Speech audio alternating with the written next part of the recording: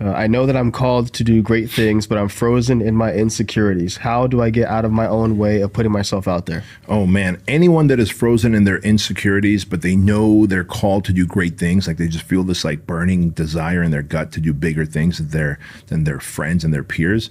If you're stuck in like these insecurities, and that happens to all of us, man, it's happened to me. Start with stacking the littlest of wins.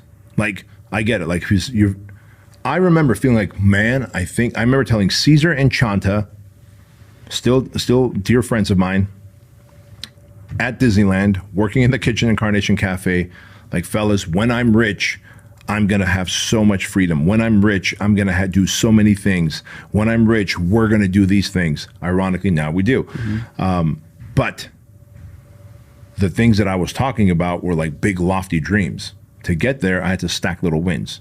I just had to get that day's workout in. I had to show up to work on time. I had to do the best bussing that a busboy can do. I had to grill up that hamburger the best way that hamburger can be grilled.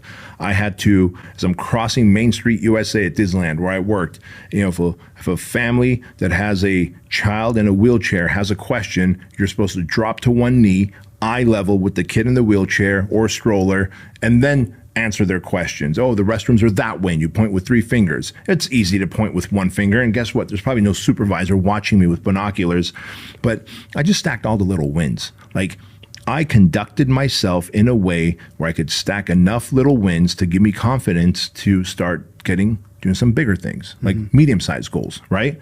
And then like, all right, can I just replace my income here as working at Disneyland, just being a personal trainer? I think I could do that.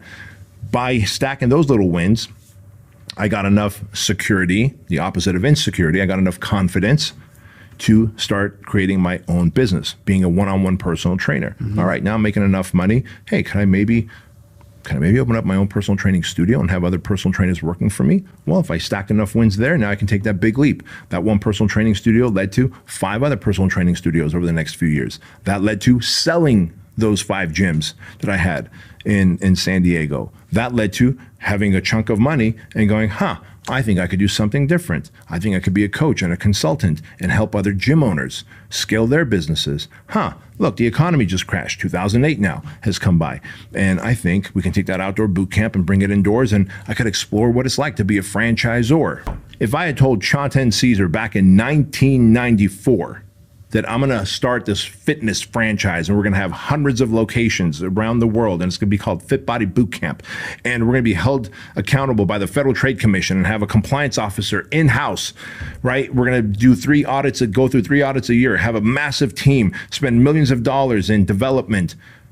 Bro, I hadn't even like brushed my teeth properly that day. You know what I mean? Right. I had to wake up and brush my teeth, not hit the snooze button, drink my 30 ounces of water, get my workout in for the day, stick to my macros. I had to stack all those little wins for me to fast forward 15 years and become the CEO of this upstart company called Fit Body Boot Camp, which is now an international fitness franchise.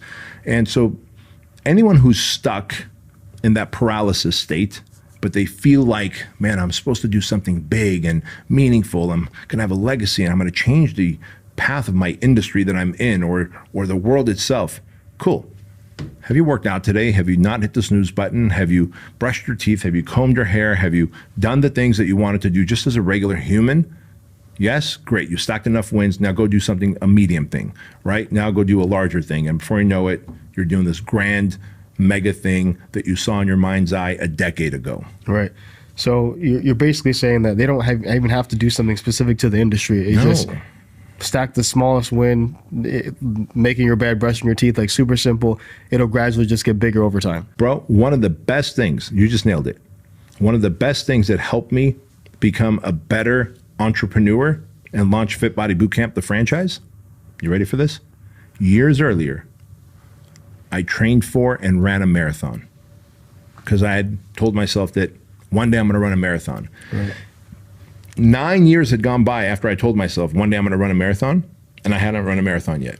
So I had stacked a loss for 9 years. One day I'm going to run a marathon. One day I'm going to run a marathon. 9 years had gone by, I hadn't run a marathon. Finally, I was like, hey, Di, when's your next marathon? 6 weeks from now. Great. Sign me up.